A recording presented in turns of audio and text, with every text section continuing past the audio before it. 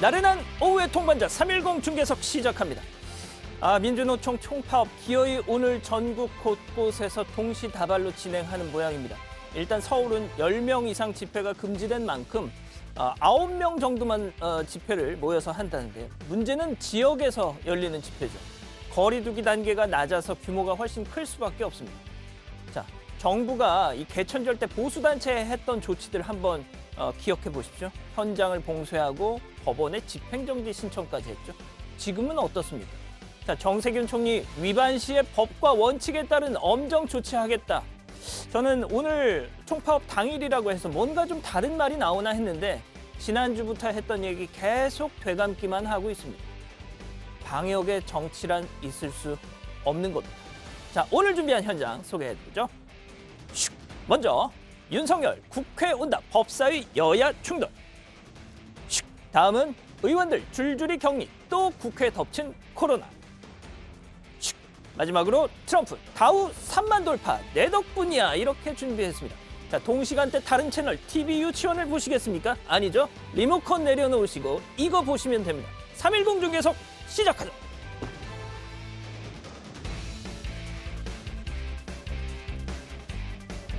예, 오늘 제 옆에는 박성태 주말 에디터 나오셨습니다. 안녕하세요. 안녕하세요. 오늘 JTBC 우리 회사에서 보도 자료를 뿌렸던데 예. 그 뉴스룸에 이제 앞으로 뭐 커멘테이터 뭐 이런 게 지금 뭐 새로 도입된다고 하지 않습니까? 박 부장이 근데 뭘 하나 맡으셨다고요? 코멘테이터가 4명인데 예. 그중 하나 코멘테이터 영어로 돼 있는데 예. 뭐 바로 해석을 하자면 해설위원 같은 겁니다. 그러니까 해설위원? 이슈가 있을 때 이걸 어떻게 봐야 되느냐 관점과 분석을 제공하는 역할을 합니다. 직접 출연해서? 그렇죠. 출연 안 하고 말로만 할 수는 없잖아요. 예. 그래요? 예. 그럼 평일 뉴스룸에서 이제 박 부장을 볼 수 있는 겁니까? 뭐 가끔이겠지만 예. 볼 수 있을 것으로 예상을 합니다. 그러면은 뭐 정치, 경제, 사회 여러 개 있는데 그 중에 뭐 하는 거예요? 제가 이제 정치팀장을 했었기 때문에 정치를 하게 됐습니다. 이야, 그 본인이 원해서 하시는 겁니까? 아니죠. 시켜서 하는 겁니까? 제가 하는 대부분의 회사 일은 시켜서 하는 겁니다. 그렇군요. 이것도 시켜서 하는 거죠? 그렇죠. 제가 이건 시켜서? 양 앵커가 시켜서. 알겠습니다. 자, 일단 오늘도 짧고 굵게 헤드라인부터 보시죠.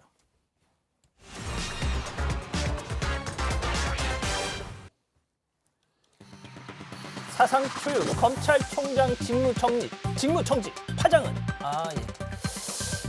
정말 난리입니다. 난리. 진짜 결국 이 정면 충돌한 추미애 장관과 윤석열 총장 서울 서초구 서울 고등검찰청으로 가보시죠.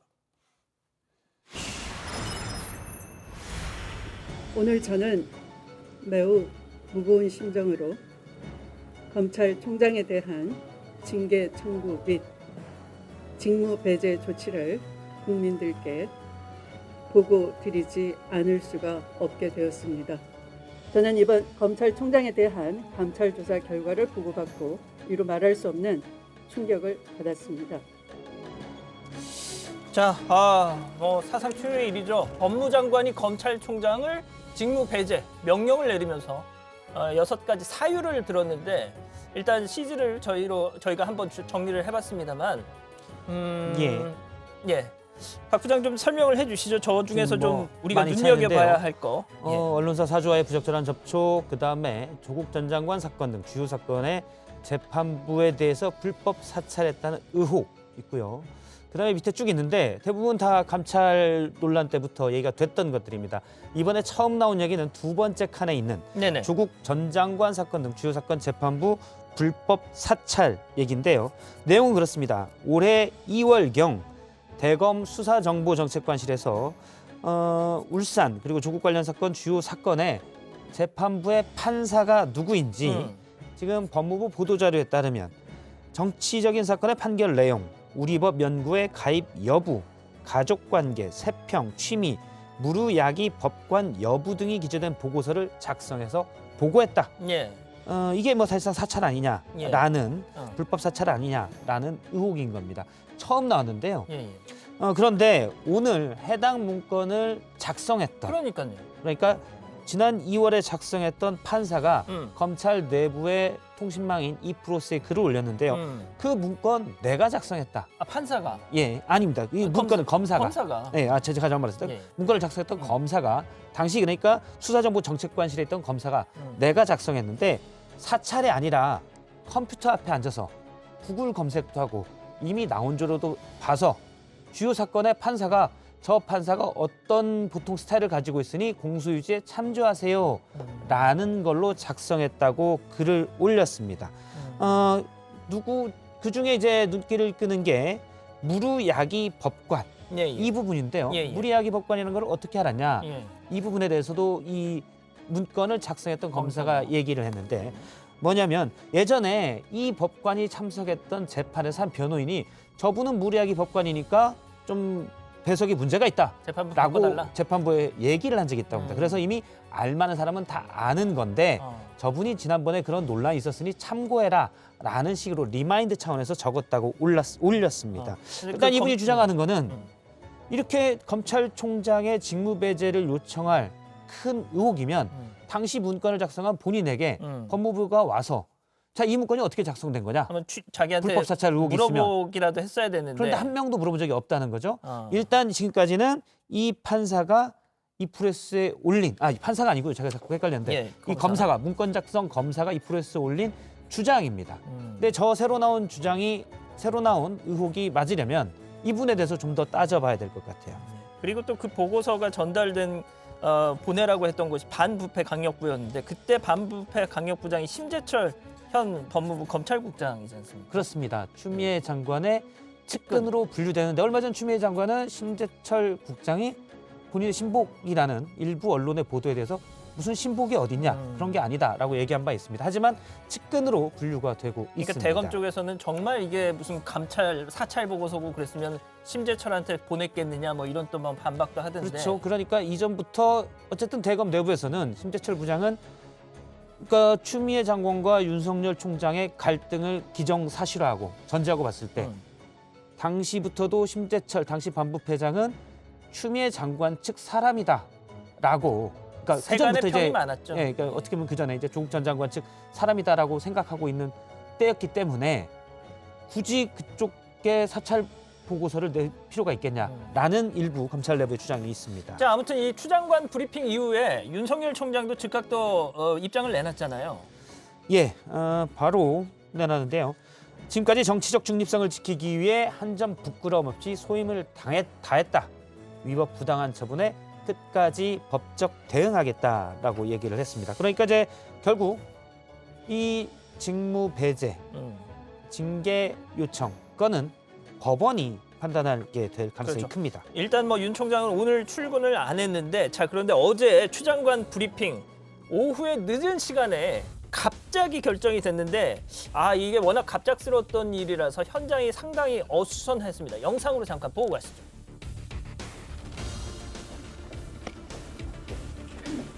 장관님 퇴근 무렵 전에 일방적으로 이렇게 브리핑하시겠다고 통보하시는 건 기자단에 대한 예의가 아니라고 생각합니다. 정식 항의입니다.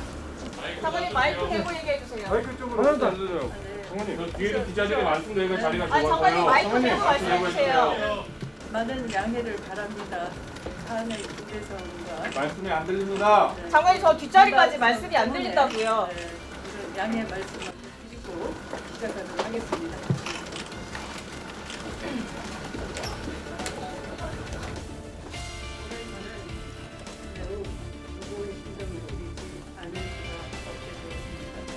이 정도 사안이시면 중범죄인에 해당하는데 해임 건의는 안 하십니까? 질의응답 안 받으세요? 장관님? 장관님 질의응답 안 받으세요?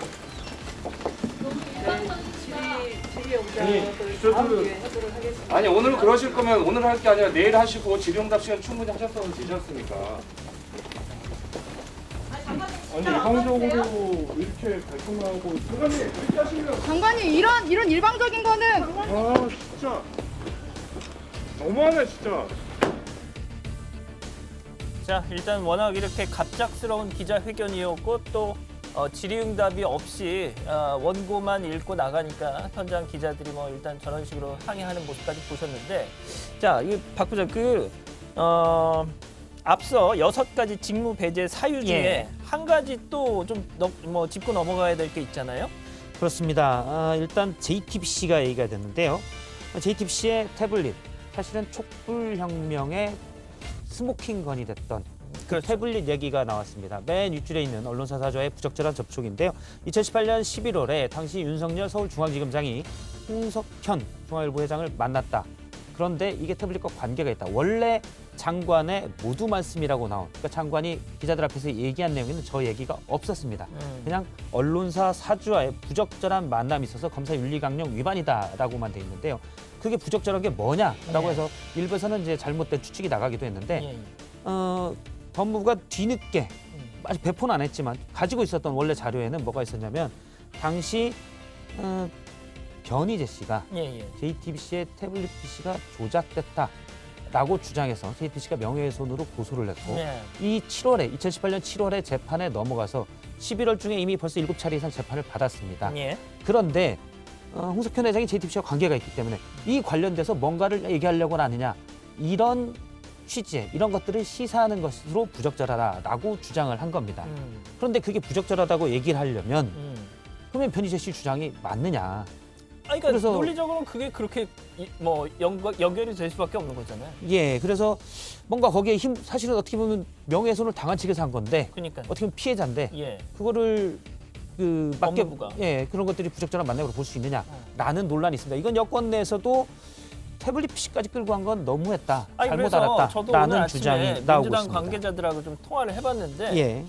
도무지 이해가 좀 안 된다. 법무부에서 왜 이런 태블릿 PC 문제를 가지고 이렇게 언급을 했는지. 예. 그래서 다 의아하다는 반응을 보인다는 거예요. 일단 그래서 앞서 말한 대로 그 보도자료도 있는데 배포가 안 됐고 말씀 자료만 나왔었거든요.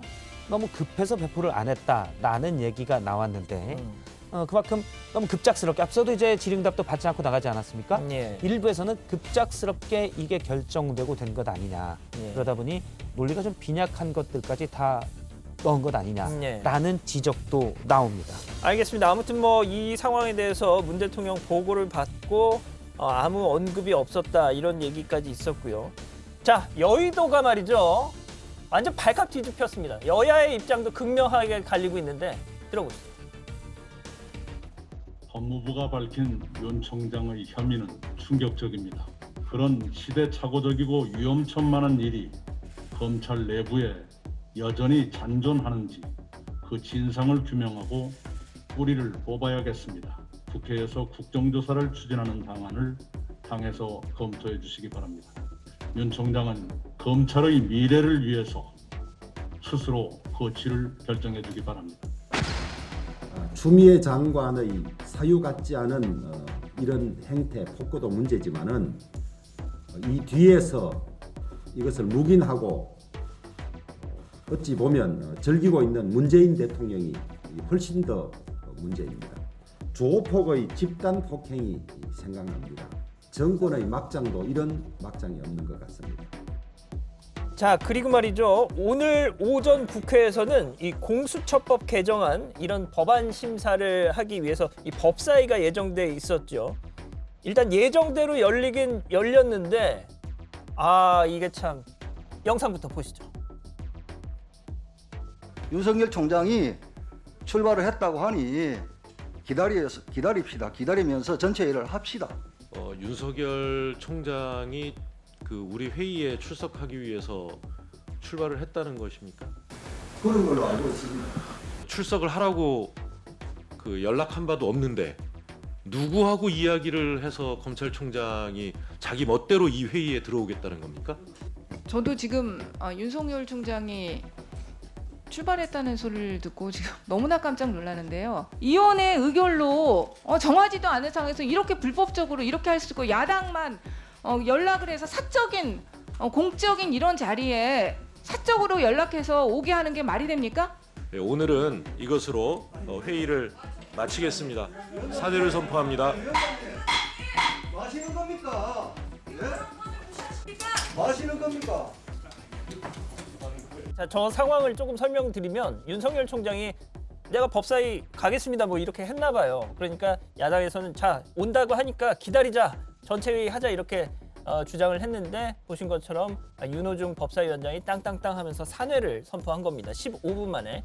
예, 자, 일단 야당에서는 윤석열 총장이 온다고 하더라 출석 요구서를 보냈고 여당과 그다음에 법사위원장인 윤호중 위원장의 주장은 의사 일정이 합의돼서 그걸 하는 건 위원장의 결정권인데 야당 맘대로 출석 요구서를 보내고 아하. 그래서 온다고 해서 그걸로 회의를 진행하는 게 어딨냐 이건 절차 위반이다라고 주장을 하는 겁니다. 네. 그런데 하나 따져볼게 윤석열 앞서서 이제 정확한 김도읍 의원의 얘기는 윤석열 총장이 온다고 하더라거든요. 그러니까 전원입니다. 전원. 직접 확인한 건 아니고. 그리고 정확하게는 대검에서 온다고 하더란데 윤 총장은 어제 저녁 이후로 직무 배제가 효력이 됐습니다. 그래서 지금 총장 역할을 할 수가 없어요. 출근도 안 그래서 했고요. 대검에 출근도 안 한 겁니다. 그리고 윤 총장 스타일의 그런 상황에서 국회로 가겠다고 한 거는 제가 뭐 실제 아까 하더란데 실제 확인은 못했는데 사실은 온다고 하지 않았을 가능성이 좀 큰 걸로 추정이 됩니다. 일단 뭐 제가 좀 알아봤는데 간다고 했다는 말이 뭐 확인은 안 됐어요. 그렇군요. 알겠습니다. 일단 첫 번째 현장. 워낙 이 사안이 지금 뭐 화제가 되고 있고 논란이 되고 있기 때문에 좀 길었는데 말이죠. 일단 여기서 이거 마무리. 조금만 더 정리를 할 얘기가 더 있습니까? 예. 하십시오. 중요한 문제니까. 예. 검찰총장의 직무 배제는 사상 초유의 일입니다. 이거는 검찰 개혁이냐, 검찰의 정치적 독립이냐 이 문제가 있는데요.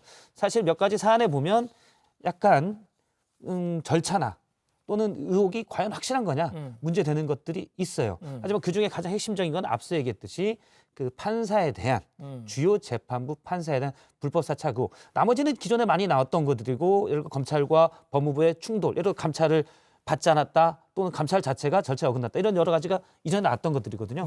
앞서 이제 사찰 의혹 같은 게 새로 나온 것이고 큰 것이고 그래서 이낙연 대표가 거기에 대해서 뭐 충격적이다라고 했는데 진짜 충격적인지 어떤지 그 부분을 명확히 하면 이게 과연 직무배제가 타당한 거 아닌가 이런 것들을 볼 수 있을 것 같습니다. 그리고 결국은 법원에 처음 얘기한 대로 법원이 가처분 신청, 직무정지 효력을 중지시키는 가처분 신청을 받아들일 것인가 말 것인가 여기에 달려 있다고 봐야 될 것 같습니다. 그렇습니다. 일단 뭐 그리고 또 대통령이 이 사안에 대해서 뭐 아무런 언급이 없었다 하는 점도 약간은 좀 고개가 갸우뚱해진다라는 분들이 많으시더라고요. 자, 일단 이렇게 좀 마무리하고요. 다음 현장 자제 요청에도 결국 헤드라인부터 보시죠. 2단계 격상에도 집회 강행, 정치권도 코로나 직격탄입니다. 자, 오늘도 300명 넘었습니다. 정세균 총리 최대 난적은 코로나 불감증이다 이렇게 우려를 표했는데 중대본으로 직접 가보시죠. 지금부터 코로나19 중앙 재난안전대책국 오늘 민주노총이 총파업과 함께 전국에서 집회를 강행한다고 합니다. 방역 수칙을 준수하겠다고 합니다마는 최근 코로나19의 기세를 감안할 때 매우 우려스럽습니다. 특히 수능 시험을 목전에 두고 있는 수험생과 학부모님의 절박한 심정을 헤아려서라도 예정된 집회를 즉시 철회해 주십시오. 자, 뭐 제가 앞서 오프닝에서 지금 전해드렸던 저 민주노총 총파업 오늘 뭐 기어이 강행을 하겠다고 해서 정세균 총리가 들으신 것처럼 저렇게 다시 한번 좀 집회 강행에 대한 우려 목소리를 전했다는 점 다시 한번 전해드리면서 자, 그런데 말이죠. 국회에 찾아왔다가 코로나에 감염된 사람이 있다는 겁니다. 자, 보여주시죠. 시위하러 온 건 아니고 말이죠. 토론회에 참석하러 왔던 서울대 교수가 확진 판정을 받은 겁니다. 자, 그런데 그 자리에 교수만 있었냐? 아니겠죠? 자, 지금 보시는 심상정 의원도 있었고 다른 국회의원들, 우원식 의원 모습도 나오는군요. 예. 자, 지금 뭐 자가격리 처분을 받았다고 하죠? 예, 그렇습니다. 이 토론회에 참석하러 왔던 당시가 이제 도시공간 정책포럼이라는 이 포럼의 창립 기념식이었는데 여기에 발표자로 왔던 교수 한 분이 확진 판정을 받았습니다. 그래서 그 자리에 교수만 있었던 건 아니죠. 아까 화면에서도 봤지만 물론 띄엄띄엄 앉았지만 여러 사람들이 있었습니다. 국회의원과 보좌진 44명이 접촉자로 분류됐는데 그중에 밀접 접촉을 한 열린민주당의 김진애 의원, 그다음에 민주당의 우원식 의원, 정의당의 심상정 의원이 밀접 접촉자로 분류가 돼서 자가격리가 됐습니다. 그럼 그 3명의 의원 중에 지금 뭐 확진 판정을 받은 사람들이 있습니까? 아닙니다. 지금 1차 받았는데 음성이 다 나왔고요. 다행이네요. 양성이 나온 사람은 없는데 예. 하지만 이 코로나19가 만약 바이러스가 들어와도 3, 4일 뒤에 그러니까 접촉이 있은 뒤에 3, 4일 뒤에 활성화되는 일이 잦기 때문에 그럼요. 예, 그런 일이 많기 때문에 좀 더 지켜보고 예. 다시 한번 검사를 받을 예정입니다. 자, 요즘 상황이 이렇다 보니까 정치권에서는 이 랜선 회의가 거의 일상 다반사가 되고 있다는데 자, 그 회의 분위기 한번 직접 보시죠. 의원 여러분, 상임위와 예결위에서 수고 많이 하시는데 저는 집에서 지내고 있습니다. 미안합니다. 기다리시는 분이 계셔서 바로 시작하도록 하겠습니다. 의원님들께서는 총 부착실에 손을 한번 흔들어 인사해 주시기 바랍니다. 모두 손 한번 흔들어주시죠. 시사스푼이 저쪽에 계십니다. 여기. 자, 국민의힘도 저렇게 뭐 화상으로 예. 회의를 하고 있는데 국민의힘 쪽 의원들은 괜찮은가요? 현재 뭐 자가격리 중인 의원은 없습니다. 예. 그렇습니까?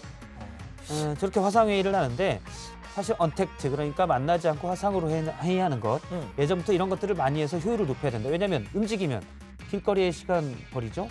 또 자꾸 뭐 만나고 어쩌다 보면 의존할 것도 있고 뭐 시간 낭비가 좀 있습니다. 예. 그런데 지금 코로나 때문에 언택트 화상회의, 랜선회의가 일상화되고 있는데 물론 아주 가끔은 만나서 정말 제대로 따져보고 회의할 것도 있겠죠. 근데 그런 좀 의례적인 회의 등은 화상회의가 괜찮은 것 같습니다. 실제 세종시 같은 경우도 화상회의 시스템을 만들었는데 사실 그렇게 안 했었거든요. 그렇죠. 예전에는. 예. 코로나가 이제 앞으로 바꾸는 일상으로 보입니다. 그렇군요. 알겠습니다. 일단 뭐 저희가 이 첫 번째 추미애 장관, 윤석열 총장 얘기를 너무 좀 길게 해서 일단 두 번째 현장은 이 정도로만 좀 정리를 하도록 하겠습니다. 자, 예. 세 번째 현장, 마지막 현장 트럼프 느닷없이 기자회견을 헤드라인부터 보시죠. 사상 최고 주가, 이게 다 트럼프 덕분. 이트덕. 예. 이트덕. 자, 트럼프 대통령이 현지 시간 어제, 우리 시간으로는 오늘 아침이죠. 예정에 없던 기자회견을 했습니다. 백악관 출입 기자들 앞서 뭐 추미애 장관 기자회견 하듯이 막 부랴부랴 막 이렇게 달려왔다는데 바로 백악관으로 가보시죠. Well, thank you very much, and I just want to congratulate everybody. The stock market, Dow Jones Industrial Average just hit 30,000, which is the highest in history. We've never broken 30,000, and that's just despite everything that's taken place with the pandemic. The stock market's just broken 30,000. Never been broken, that number, 30,000. Nobody thought they'd ever see it. Thank you very much, everybody. Thank you.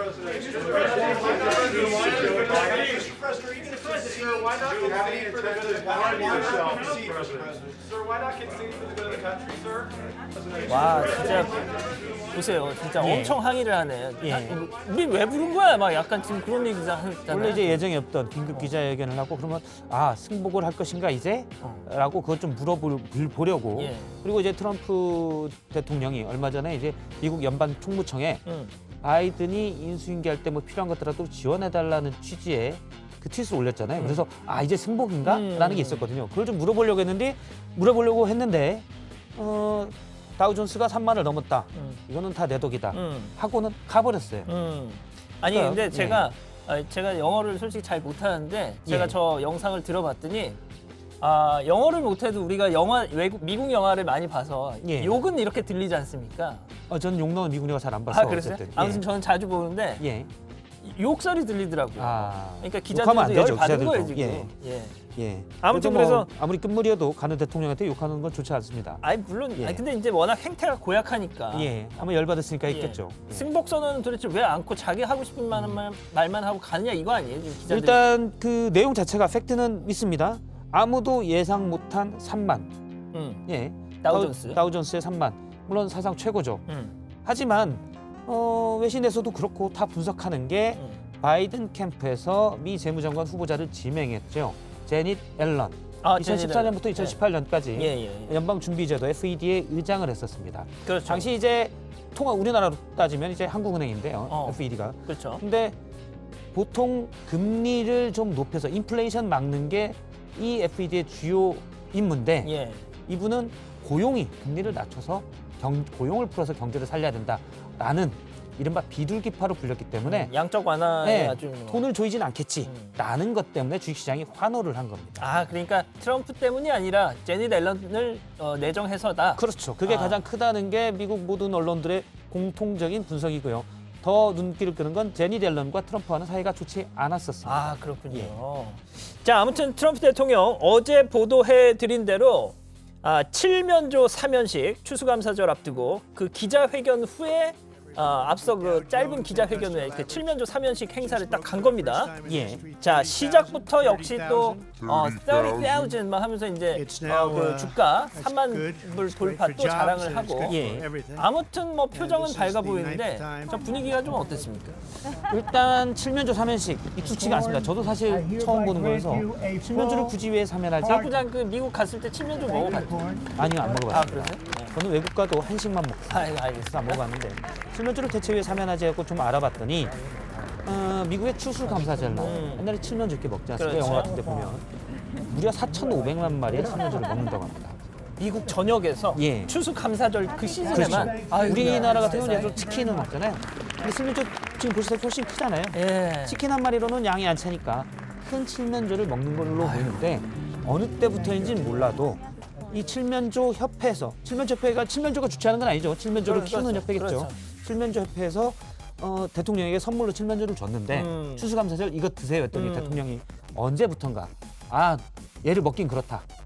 너 사면해 줄게. 그래서 너 그냥 늙어 죽을 때까지 그렇습니다. 살아. 그래서 어떻게 보면 추수감사절 날 매년 4,500만 마리의 7면조가 죽는데 2마리 사면되는 2마리는 목숨을 구제하고 그렇군요. 잘 먹고 잘 살 수 있는 뭐 그런 거라고 합니다. 근데 지금 밑에 자막을 보시면 예.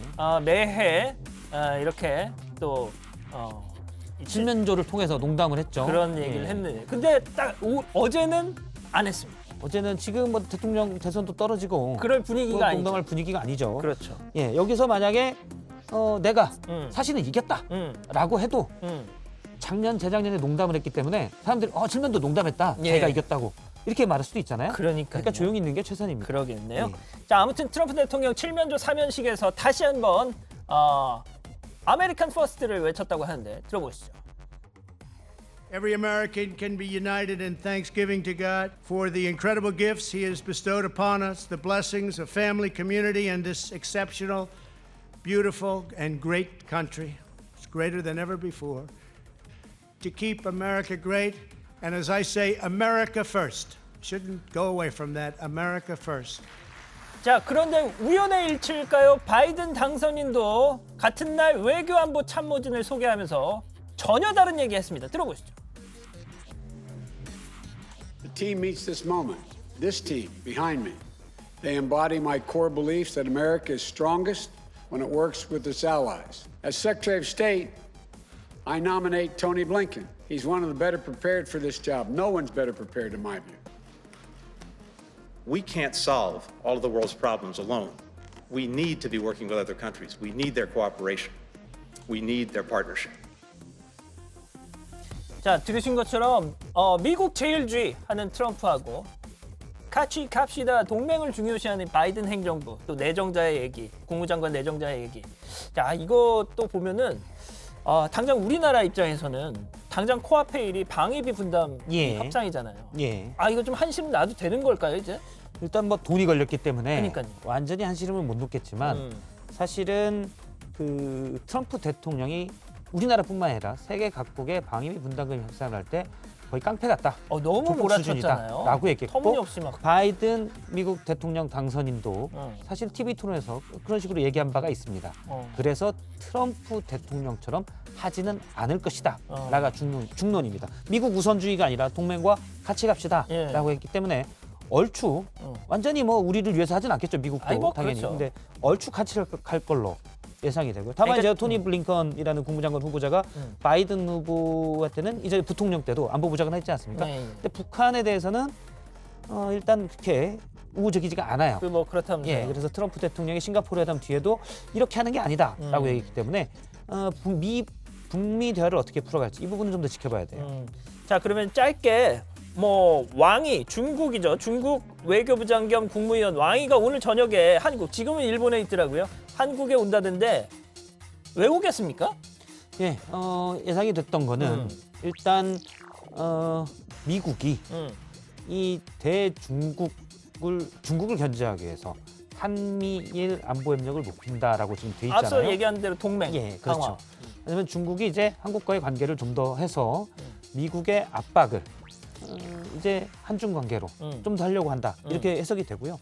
그리고 와서는 뭐 시진핑 중국 국가주석의 방한을 논의할 예정이다라고 이렇게 점쳐졌는데 지금 코로나가 좀 많아지고 있고 중국도 얼마 전에 4일간 약 10여 명의 코로나 확진자가 나왔습니다. 그래서 코로나가 시진핑 주석의 방한은 이 코로나가 관건이 될 것 같아요. 그건 좀 지켜봐야 될 것 같습니다. 알겠습니다. 마지막 현장 이렇게 마무리하고요. 지금 오후 3시 40분 지나고 있습니다. 실시간 순위 중 계속 돌려보죠. 자, 오후 3시 10분 기준 10위까지 N포털 전체 기준 실검 순위 지금 민주당 조홍천 의원 나가고 있습니다. 앞서 이 첫 번째 전해드린 그 소식의 연장인데 자, 오늘 SNS에 윤석열 배제한다고 사법정의가 바로 서겠느냐 글을 올렸더라고요. 당내에서 이전부터 쓴소리를 많이 했다라고 돼 있었죠. 본인이 이제 페이스북에 올린 글인데 지금 추미애 법무부 장관의 윤 총장 직무배제가 부당하다는 것을 강한 취지로 주장을 했습니다. 지금 보시는 바와 같이 윤석열을 배제하면 형사사법정의가 바로 섭니까? 라고 너무 나갔다고 따졌는데 역시 이제 그 많은 비판 댓글이 달렸습니다. 검찰스럽다. 과제는 개편이다. 이런 얘기도 있었고요. 원래 이제 검사 출신이니까. 그래서 김태섭 따라가라. 이런 얘기도 있었습니다. 아, 그렇습니까? 김태섭 전 의원도 탈당을 하고 이번에도 이제 추 장관에게 대해서 강하게 비판을 했죠. 근데 역시 그 댓글은 비슷하게 나왔을 걸로. 조홍천 의원하고 조금 뭐 입장이 비슷했고 박용진 의원은 조금 결을 달리했더라고요. 박용진 의원은 대한민국 법무부 장관이 직접 발표한 내용이 전혀 근거 없을 거로 추측하는 건 아닌 것 같다. 이렇게 일단은 그 징배제 요건들에 대해서 좀 더 따져보자. 뭐 징계가 만약 사실이라면 징계가 불가피한 사안 아니냐 조심스럽게 보고 있다라고 얘기를 했습니다. 알겠습니다.